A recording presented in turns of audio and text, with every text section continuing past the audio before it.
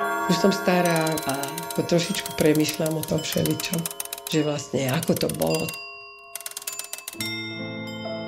Moje prvé kroky v Slovenskom národnom divadle boli veľmi neisté a bojazlivé.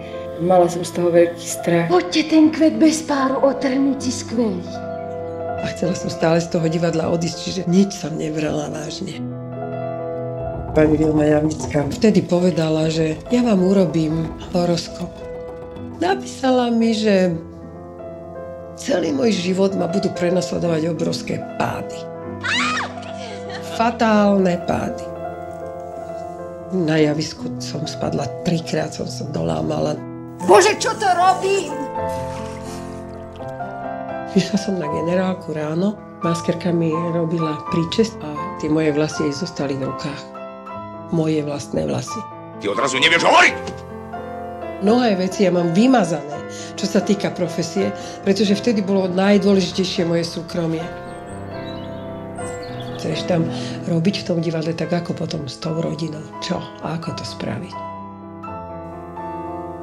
Už nic jiného?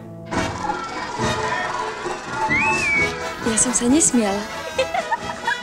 Človek sa začne prehrávať do tých charakterov. Z toho, že sa chichocem na javisku a som to mladé dievča, ktoré som.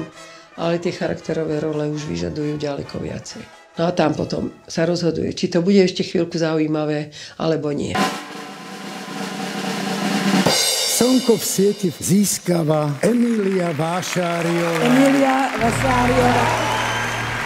Emília Vášáriová. Nech žije láska, priateľstvo medzi všetkými ľuďmi na svete. Keď prejdem tým mojim životom, tak v podstate všetko to malo nejaký zmysel. Všetko sa to malo stať. Všetko.